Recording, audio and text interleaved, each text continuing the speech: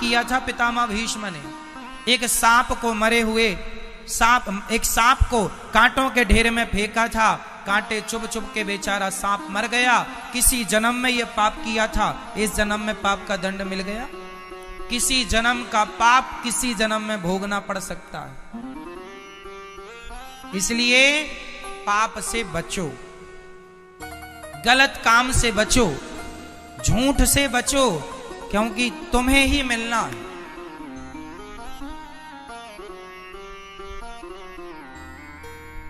पाप का दंड मिलके रहेगा। जिसे भी दशरथ जी की मृत्यु हो गई, क्यों हो गई? पाप किया था, हो गई। क्या पाप किया? श्रवण को मार दिया था। भोगो, भले भगवान के बाप हो, भगवान के बाप हो तो क्या हुआ? भोगना नहीं पड़ेगा? पड़ेगा। भगवान के बाप को भोगना पड़ा तो हमारी और आपकी गिनती कहां है मेरी मां? न देना दोष किस्मत को, विपत्ति तो सब में आती है। जो पाप किया है भोगना तो पड़ेगा। बचेगा कोई? बचा हो तो बता दो। कौन बचा है बताओ, नाम बता दो हमें।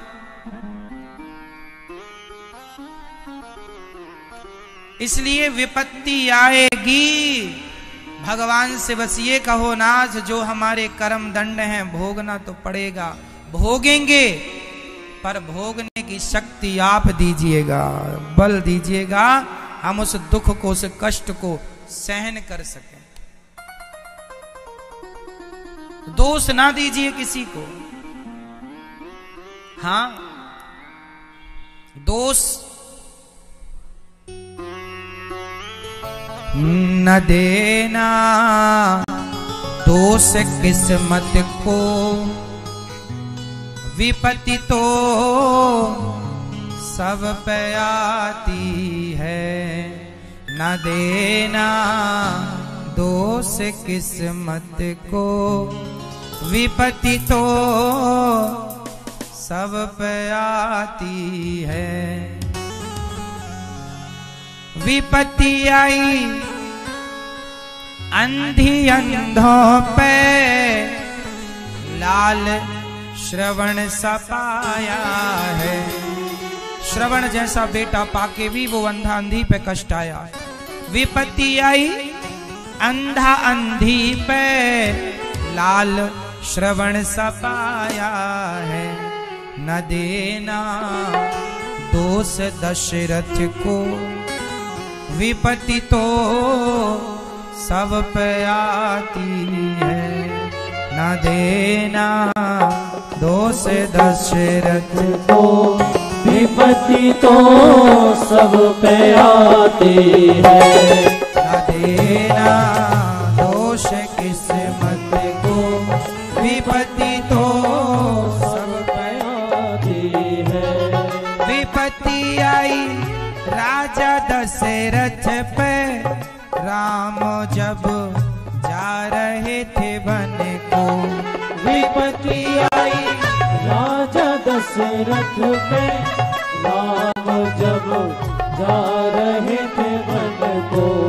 न देना दोष कैकेयी को, न देना दोष कैकेयी को, विपत्ति तो सब पे आती है। न देना दोष कैकेयी को, विपत्ति तो सब पे आती है। विपत्ति आई नारी द्रौपदी पर, सभा में चीर हरण करती। विपत्ति आई नारी द्रौपदी पे, सभा में चीर हरण करती। न देना दोष कौरवों को, न देना दोष कौरवों को, विपत्ति तो सब पे आती है। न देना दोष कौरवों को, विपत्ति तो सब पे आती किस्मत को विपत्ति तो सब पे आती है, न देना दोष किस्मत को विपत्ति तो सब पे आती है।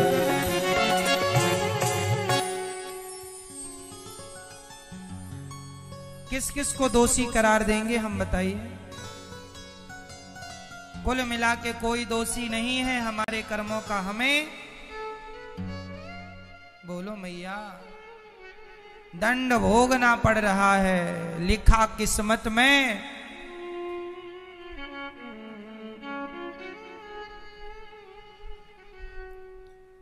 लिखा किस्मत में मिटता नहीं मिटाने से, समय को काट लो भैया किसी बहाने से। लिखा किस्मत में मिटता नहीं मिटाने से, समय को काट लो भैया किसी बहाने से। समय काट लो, समझदारी यही है। कहां झगड़ा करोगे, किससे कहोगे। हरिश्चंद्र राजा था संग रानी तारा, रोहित को नांग ने काटा, कफन भी मिल नहीं पाया। समय की धारा मिटती नहीं मिटाने से, समय को काट लो भैया किसी बहाने से। हरिश्चंद्र राजा थे, हरिश्चंद्र पर भी विपत्ति आई। संग रानी तारा थी, रोहित को नांग ने काटा, रोहित को नांग ने काटा, कफन भी मिल नहीं पाया। हरिश्चंद्र के बेटे को कफन भी नहीं मिल पाया, राजा के बेटे को। क्यों? समय की धारा मिटती नहीं मिटाने से, समय को काट लो भैया किसी बहाने से। रावण अभिमानी था, सिया को चुरा लाया। सबसे कहता था यही, मुझे कौन मारने वाला। कहता था मुझे कौन मारेगा। रोक नहीं पाया कोई रावण को मरने से, समय को काट लो भैया किसी बहाने से। रावण को कोई रोक पाया? समय गुजरेगा। प्रहलाद भक्त था, हरि नाम जपता था, हरि नाम जपता किसी से कुछ न डरता था। रोक नहीं पाया कोई उसे हरि नाम रटने से। कितना प्रयास किया हिरण्यकश्यपु ने, परंतु कोई नहीं रोक पाया हरि नाम रटने से। बस लिखा किस्मत में मिटता नहीं मिटाने से, समय को काट लो भैया किसी बहाने से। ये समय समय पर होता है, समय समय की बात। राम जन्म का दिन बड़ा और कृष्ण जन्म की रात।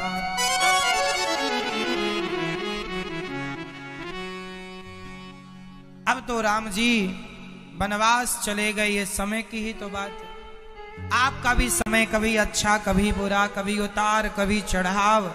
इसलिए दुख आए तो घबराया ना करो, ये जिंदगी का उतार है। सुख आए तो अहंकार ना बनो, ये जीवन का चढ़ाव है। उतार चढ़ाव चलता रहेगा। क्यों जी, सड़क में आता है ना उतार चढ़ा।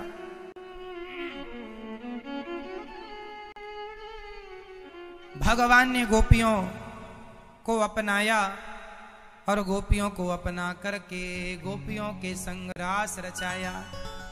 रास रचा रहे थे तभी गोपियों को बड़ा अहंकार, हम कितनी सुंदर है, बड़ी सुंदर है हम। भगवान गोपियों को छोड़कर चले गए। अहंकार है ना, जहां अहंकार है वहां भगवान। गोपियों को ये आ गया मैं कितनी सुंदर हूं, भगवान मेरे पीछे पीछे दौड़ रहे। अहंकार, एटीट्यूड। आप बहुत अच्छे हैं तब तक जब तक आपके अंदर अहंकार नहीं। आप बहुत बुरे हो जाएंगे उस दिन जिस दिन आपके अंदर अहंकार प्रवेश कर जाएगा। अच्छा, लोग अहंकार करते हैं, मुझे समझ नहीं आया आज तक कि लोग अहंकार करते किस चीज का। बताओ, इस धरती में ऐसी कौन सी वस्तु है, कौन सा पदार्थ है, कौन सी चीज है जिसका आप और हम अहंकार करें? क्या है अहंकार करने जैसा? जरा मुझे बता दो कोई। क्या है? क्या है मैया? किसका? पैसों का अहंकार करता है आदमी? पूछो जरा, पैसे वाले मरे तो क्या 2-4 रुपए भी बांध कर ले जा सके? तुम घमंड क्यों करते हो? किस चीज की अकड़ है? किस चीज का ईगो है? किस चीज की अकड़ है साहब? अकड़ किसकी चली है ये तो बता दो। इसलिए भगवान आपको धनवान बनाए, अच्छा है कि आप धनवान बने, पर धन अकड़ के लिए नहीं होता, अहंकार के लिए नहीं। जितना धनवान बनाए ईश्वर, आम में जितने फल लगते हैं आम उतना ही झुकता चला जाता है। जितना आपको ईश्वर धनी बनाए उतने नम्र होते चले जाओ, सरल होते चले जाओ, उतने सरल। लेकिन आप सरल होते नहीं, आप तो अहंकारी होते। भरा पड़ा है अहंकार आपके अंदर। जरा जरा सी उपलब्धि आ गई, लो भैया पहले तो राम राम कर लेता था, अब तो देखता भी नहीं है। गोल्ड मेडल ले आया तब तो देखता, हम तो बड़े हो गए। आज के जमाने में सोशल मीडिया का जमाना है, जरा ज्यादा लाइक मिल जाए, जरा ज्यादा लोग आपकी बात सुन लें, देख लें, तो उसी का अरे हम तो खूब जाने जा रहे हैं, पहचाने जा रहे हैं, तुमसे बात करेंगे क्या? क्या बताएं साहब। मुझे लगता है कि हमारे पास अहंकार करने जैसा कुछ नहीं है ना मैया? आपके पास है कुछ? मैया, ओ मेरी माँ, ये चश्मा वाली मैया से पूछो इस तरफ कैसे देख रही हैं। मैया यहां कहां देख, दीवारों की तरफ? आप दीवार के उस पार का देख लेती हो क्या चश्मा से? नहीं, हमें लगा कोई अच्छा वाला चश्मा है, आप दीवार के पार का भी देख लेती होंगी। बहुत देर से घूर रही है दीवार को, शायद उन्हें उस पार भी दिखता हो। अब मैया सुनना, ठीक है? नहीं, आपको नहीं, वो पीछे वाले चश्मा वाली मैया को बोल रहे थे हम। अब चश्मा वाले सवई ना समझ लें अपने को।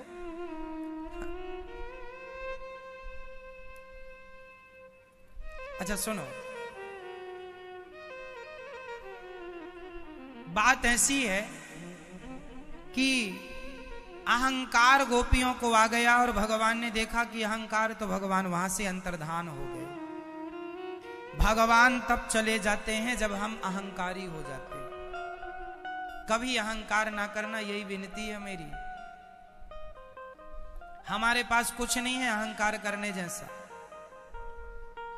हमारा शरीर भगवान का दिया है, जब चाहे ले लें। अहंकार शरीर का करोगे क्या? तुम्हारा तो है ही नहीं है। मैया शरीर आपका है, भगवान जब चाहे वापस ले लें, मरना पड़ेगा। पत्नी तुम्हारी है कि भगवान की है? तुम्हारी थी तो मर काहे गई? भगवान की थी तब तो बुला लिया, चल काम पूरा, चलो आओ। बोलो,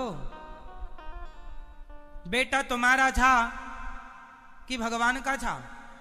फिर ना तो पत्नी तुम्हारी ना पुत्र तुम्हारा, सब भगवान का था। जब चाहे बुला ले। तुम्हारी और हमारी चलती नहीं है, किसी की चली हो तो बताओ।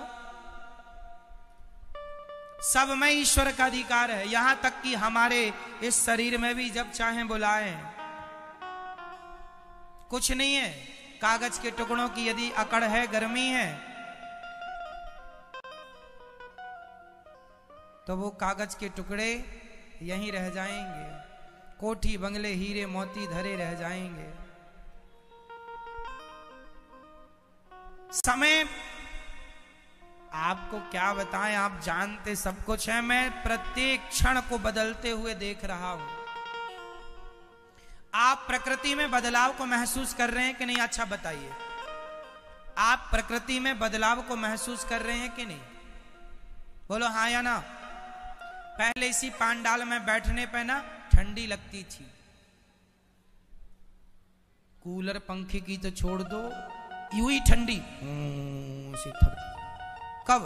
जनवरी में।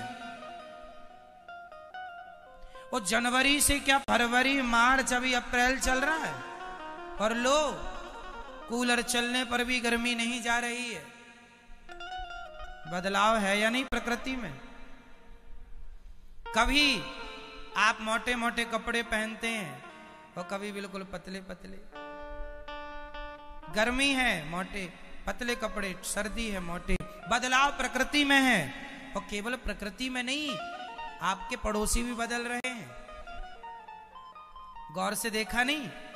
जिनके पास पहले कुछ नहीं था, आज उनके पास बहुत कुछ हो गया, और जिनके पास बहुत कुछ था चला गया सब, कुछ नहीं बचा। जो बचा है वो भी जा रहा है। बदलाव, जो लोग कल अमीर थे आज वो लोग गरीब हो गए, और जो गरीब थे वो लोग अमीर हो गए। बदलाव है ये, महसूस कीजिए। क्या तुम्हारे बाप दादों की अकड़ चली? तुम्हारी चलेगी। इसलिए सच्चाई ये नहीं है कि मैं धनवान हूं। धन तो देखो आएगा जाएगा, कभी था कभी नहीं है। पर आप ये याद रखो कि हम मिट्टी हैं, मुट्ठी भर राख हैं। अकड़ किस बात की? अकड़ किस बात की प्यारे? अकड़ किस बात की प्यारे?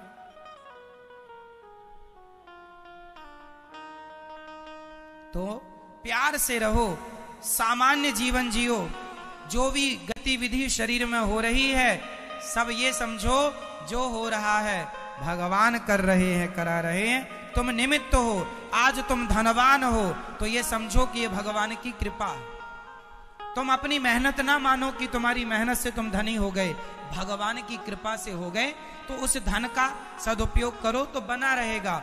अच्छा, जो लोग धन का सदुपयोग करते हैं उनकी पीढ़ी भी अमीर ही रहती है, और जो धन पाके अधर्मी हो जाते हैं उनकी आंखों के सामने उनका धन नष्ट हो जाता है।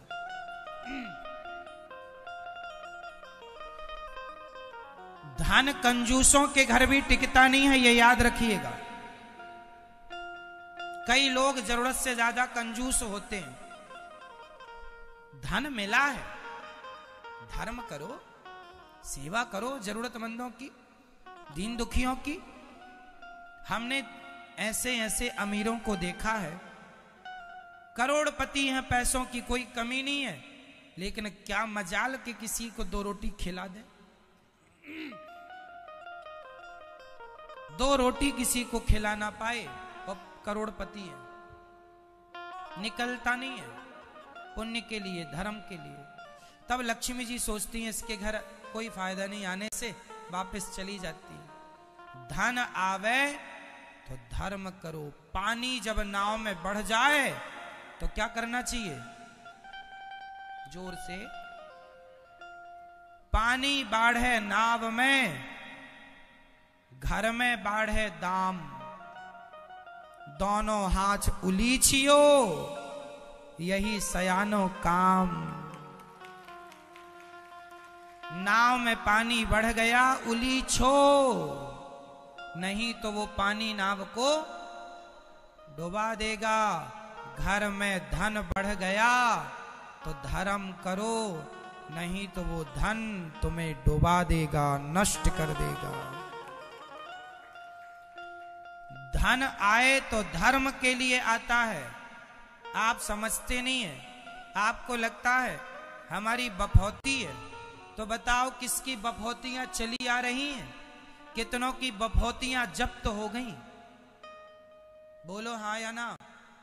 जिनकी 50-50 एकड़ जमीन थी और गाना गाते थे, जी हम तो नगर सेठ हैं, 50 एकड़ जमीन जायदाद है, हीरा मोती भरा पड़ा है। देखते देखते 50 एकड़ जमीन कहां चली गई पता ना चला। अब तो 2 एकड़ भी नहीं बची। अब तो खाने की रोटियां भी नहीं मिल रही अच्छे से। पहले तो बादाम का हलवा खाते थे, अब तो नमक रोटी भी ठीक से नहीं मिल पा रही है। मतलब यही है, और ये सब आदमी के देखते देखते हो रहा है। इस बदलाव को महसूस कीजिए। धन आए तो आप ये ना सोचना कि बच्चों के लिए बचाएं, बच्चे कमाएंगे। बच्चों को भी ये सिखा कर जाओ, बेटा जितना धर्मात्मा बनोगे, जितना धर्म कर्म करोगे, धन धर्म से बढ़ता है, बचाने से नहीं। जितना धर्म, कितना 100 रुपए में 10 रुपए तो धर्म के लिए ही होने चाहिए। 100 रुपए में कितने रुपए धर्म के लिए? 10%, 10 नहीं तो 5। यदि इतना निकलता रहा धर्म के लिए तो आपका धन सदा बना रहेगा, पीढ़ी दर पीढ़ी तुम धनवान ही रहोगे। और जरा तुम यदि लोभ लालच के, अरे क्या करना देने से, सब लुटा दोगे, तो फिर जो है भगवान कहेंगे अच्छा तुम्हारी नीयत बदल गई, लाओ चलो वापस करो हमारा भैया, हम किसी और को देंगे, जो धर्मात्मा होगा उसको देंगे, वो धर्म करेगा। हा? इसलिए ये दास अनिरुद्ध यहां गौरी गोपाल अन्य क्षेत्र चलता है। बता दो, क्या लोगों के पास धन की कमी थी? केवल कमी थी तो मन की, इसलिए वो लोग धनी तो थे पर वो बचाने पे बिलीव करते हैं। हम चाहते हैं कि बांध कर तो हम ले नहीं जाएंगे, तो जो आप लोग देते हैं उसको आप सभी की सेवा में समर्पित कर देते हैं। तेरा तुझको अर्पण, क्या लागे मेरा। इसलिए यहां गौरी गोपाल अन्न क्षेत्र चलता है। हजारों संत भोजन करते हैं, बोलो हाँ या ना। हजारों साधु संत गुरु गरीब जरूरतमंद सब प्रकार के लोग भोजन करते हैं, सब भरपेट भोजन करते हैं। और भोजन भी क्वालिटी कैसी है आप खुद खा पी के देखे होंगे। ये संत ना भजन करने, इनमें कुछ संत ऐसे हैं जो रोज वृंदावन की परिक्रमा लगाते हैं, जो रोज 1000 माला जपते हैं, जो रोज भगवान का नित्य नाम जपते हैं, रोज बिहारी जी का दर्शन करते हैं। ये किसी ये वृंदावन से बाहर नहीं जाते, ये तो सदा भगवान के भरोसे भिक्षा मांगते हैं। गौरी गोपाल अन्न क्षेत्र में जो मिल जाए भोजन लेते हैं, खाते हैं और अपना भजन करते हैं। हमने देखा कुछ साधु संत तो ऐसे हैं कि रोज बिहारी जी का दर्शन करते हैं और वो प्रसाद लेने गौरी गोपाल अन्न क्षेत्र में आते हैं। जब मैं उन्हें देखता हूं कि वो बिहारी जी का दर्शन करते हैं, तब मैं प्रसन्न हो जाता हूं कि विधाता आपके किसी भक्त की सेवा करने का मुझे मौका मिला है, अन्न दान से मौका मिला। बताइए, आपकी रोटी कोई भक्त खाए, इससे बड़ा कोई पुण्य हो सकता है? इसलिए आप एक दिन का अन्न क्षेत्र अपनी ओर से बंटवा सकते हैं। एक दिन की सेवा आप भी अपनी ओर से करा सकते हैं। एक दिन का अन्य क्षेत्र अपने बच्चों के नाम का, अपनी शादी की सालगिरह पर कोई भी उत्सव मनाइए। आपकी रोटी ये साधु संत खाएंगे, जरूर आप तक दुआएं आशीर्वाद पहुंचेंगी। अन्नदान से बड़ा कोई दान नहीं होता। यहां गौरी गोपाल जी की रसोई चलती है। प्रत्येक दिन यहां 20,000 लोग भोजन करते हैं, लगभग 20,000 लोग। कितने लोगों ने, आप लोगों ने दर्शन किया, प्रसाद पाया गौरी गोपाल जी की रसोई का? सच्ची बताइए, प्रसाद अच्छा होता है यहां या नहीं? अच्छा है। तो ये सभी लोग प्रसाद पा रहे हैं और ये सेवाएं सालों से चल रही हैं। आप लोग भी इन सेवाओं का दर्शन कर ही रहे हैं। आप भी एक दिन की रसोई अपनी ओर से बंटवा सकते हैं। गौरी गोपाल जी की रसोई, एक दिन की रसोई, जहां हजारों भक्त, श्रद्धालु भक्तजन भोजन करें। अन्नदान से कोई दान बड़ा नहीं है, और वो भी अन्नदान वृंदावन जैसे धाम में अन्नदान आप करें, इससे बड़ा और सौभाग्य क्या हो सकता है? प्रिय भक्तों, आप लोग यहां पर बंदरों की सेवा, गौ माता की सेवा भी देख रहे हैं। तो आप भी गौ माता की सेवा के लिए भूसा, खली, चोकर, गुड़ जो आपसे बने आप कर सकते हैं। आप लोग यहां चिकित्सा भी देख रहे हैं, निःशुल्क चिकित्सा चल रही है। सबको निःशुल्क इलाज, दवाई, गोली मिल रही है। जो हमसे बन रहा है कर रहे हैं।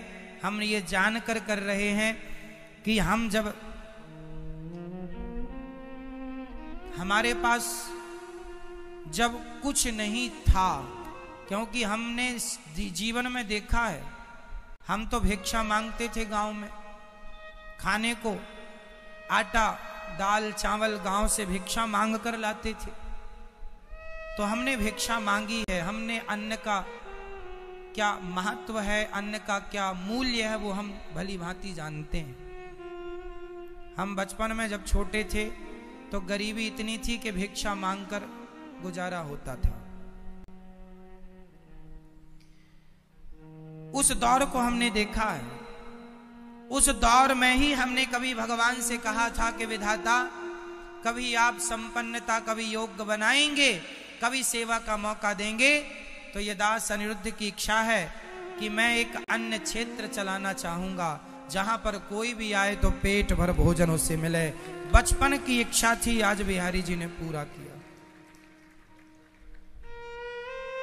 यहां उन माओं का ध्यान रखा जाता है जिनके अपने बच्चों ने घर से निकाल दिया। यहां गौरी गोपाल वृद्धाश्रम में वृद्ध माएं रहती हैं। 240 माएं हैं वर्तमान में। 1000 माएं और रह सकें, उसके लिए एक बड़ा सा आश्रम बनने जा रहा है। तो आप लोग इन वृद्ध माओं का दर्शन आप में से कितने लोगों ने किया, जरा बताइए। तो जैसा सुना टीवी पर वैसा है यहां या नहीं? आप सभी वृद्ध माओं का आप तक आशीर्वाद पहुंचता है। इन वृद्ध माओं का दुआएं पहुंचती हैं। ये वो वृद्ध माएं हैं जिनके अपनों ने सताया, परेशान किया, कष्ट दिया। तब ये दास अनिरुद्ध ने यहां वृद्ध माओं की सेवा का संकल्प लिया, और ये पूरी सेवाएं चल रही हैं आपके सहयोग से। आइए आपका परिचय हम एक माँ से कराते हैं। मैया, कहाँ से आई हैं आप? खरगोन जिला के पास में छोटा गावड़ा है, 5 किलोमीटर, पिपरी गांव। खरगोन के पास पिपली? पिपली, हाँ, पिपरी बोलते, पिपरी। हाँ। खरगोन जिला है, हाँ। पिपरी गांव है, मध्य प्रदेश से आई हैं मैया। मैया, आपके घर में कौन कौन है? बहू है, बस बहू? तीन बेटी ने। बहू है और 3 बेटियां हैं। बेटा एक था, भगवान घर से आया है, भगवान घर चले गए। और दूसरा बेटा मच पे बैठे ले। दूसरा बेटा ये दास अनिरुद्ध मैया का है। बैठा है, वो सब 250 मैया की सेवा कर रहे हैं बेटा। वो तो एक बहू जो है वो आपकी सेवा नहीं करती? बेटा बहू बेटी कौन करेगा? आज 10 साल की घर नहीं जाए ले। आप 10 साल से घर नहीं गए? ना बेटा। बहू है, सेवा करने को तैयार नहीं है। बहू के बेटा हैं, बच्चे हैं। चलिए, तो जो आपकी बेटियां हैं, बेटियां आपकी सेवा करना? बेटा 2 तो विधवा है ना, एक है ऐती है जी। बेटियां 3 हैं मैया की, 2 में से 2 बेटियों के पति नहीं हैं और एक है तो उसकी भी अपनी कोई मजबूरी होगी, इसलिए ये वृद्ध माँ यहाँ है। मैया आप यहाँ हैं, आपको यहाँ कोई तकलीफ तो नहीं है, कोई कष्ट? बेटा कुछ नहीं, खुशी खुशी से रह रहा, हंसी हंसी से रह रहा, खा पी रहा, मजा कर रहे हैं, खाना पीना नहाना धोना सब सेवा कर रहे हैं। मैया कैसी है, क्या है, तुम सब बताते। कुछ नहीं तकलीफ है बेटा, कुछ नहीं। कितनी उम्र है मैया जी आपकी? मेरी 83 83। मैया आपको यहाँ रहने के हमने कोई पैसे तो नहीं लिए आपसे? ना बेटा, कहाँ से दें तुमको? झटपट तुम किराया भाड़ा से तुमने बिठाया, उसने बिठाया, जब तो यहाँ तक आए, यहाँ कहाँ से लाए बेटा? आप बहुत सेवा कर रहे बेटा। ऐसा बेटा जन्म में कितने मिला नहीं हमको कभी। आप बेटा मिला बेटा हमको, बहुत सुखी शांति है। तुमको खूब भगवान भरे, बिहारी जी खूब तुमको बड़ा है, बिहारी जी तुमको खूब बड़ा है, खूब बड़ा है। नाम तुम्हारा चले, भगवान करे तुम नाम चले। बिहारी जी इतना बड़ा है, तुमको इतना बड़ा है कि चारे दिशा तुम्हारी जय जयकार हो, जय जयकार हो बेटा। देखो अपने कोई घर पे है नहीं, यहीं रहेंगे, यहीं। हाँ मैया, आपका ये बेटा है, आपने बेटा कहा है तो हम पुत्र का धर्म निभाएंगे। आप कितने महीनों से यहाँ रह रही हैं मैया? 1.5 साल होगा बेटा। 1.5 वर्ष से मैया हैं। मैया को कोई कष्ट नहीं है। मैया ने जैसा कि बताया, इन माओं को यहाँ रहने का कोई शुल्क नहीं लिया जाता, कोई पैसे नहीं लिए जाते। आप भी इन माओं से बात कर सकते हैं, जैसे हम माओं से बात कर रहे हैं, आप लोग भी वृद्ध माओं से बात कर सकते हैं। और वृद्ध माओं की सेवा आपके सहयोग से यहाँ चल रही है। आज प्रेजेंट में यहाँ 240 माएँ रहती हैं और लगभग 200 माएँ ऐसी हैं जो यहाँ से जा चुकी हैं, जिनके बेटे ले जा चुके हैं अपनी माओं को और अच्छे से सेवा कर रहे हैं। इन वृद्ध माओं की सेवा की अब जिम्मेदारी आप सबके ऊपर है।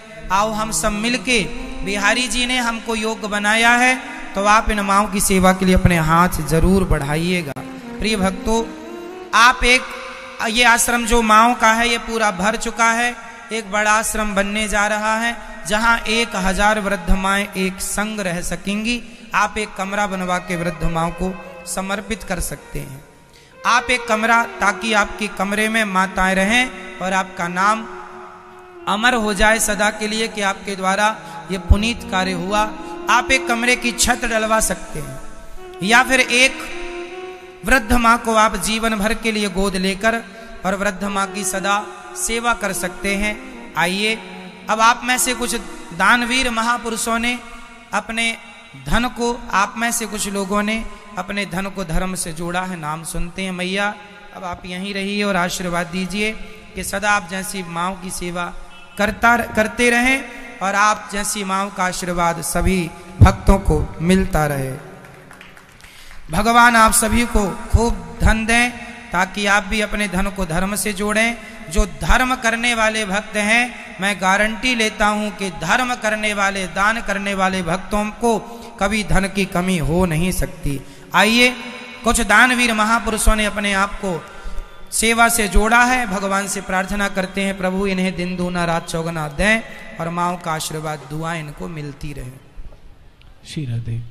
बड़ी ही सुंदर पावन रसमय मधुरमय कथा का श्रवण पानापुर हम सभी लोग कर रहे थे और सुंदर सी पावन सी कथा के साथ में सुंदर सी सेवाओं के बारे में जान रहे थे। जो सेवाएं यहाँ सीधा वृंदावन में चल रही हैं और मान के माध्यम से आप सभी ने जाना कैसे यहाँ माओ की सेवा हो रही है, कैसे वह माँ 10 साल से बाहर है और जब भी वो माँ यहाँ आई है तब से उस माँ के जीवन में ऐसा लग रहा है जैसे उस माँ को नया बेटा मिल गया और आप जैसे बेटों का प्यार मिल गया। एक बार जोरदार तालियां पूज्य महाराज श्री के लिए, उनके इस पावन संकल्प के लिए, इस कार्य के लिए, और मेरे प्यारे उन सभी दानवी महापुरुषों के जो अपने योगदान के हाथ आगे बढ़ाते हुए ऐसी माओं का सहारा बन रहे हैं जिन माओं को वास्तव में आज आपके और हमारे सहारे की आवश्यकता है। आइए, ईश्वर ने अगर आपको भी सामर्थ्यवान बनाया है और आपका भी दिल इन माओं के लिए धड़कता है तो आप भी अपने योगदान के हाथ आगे बढ़ाएं, अपने धन को धर्म से जोड़ें और इन माओं का सहारा बनने का संकल्प लेते हुए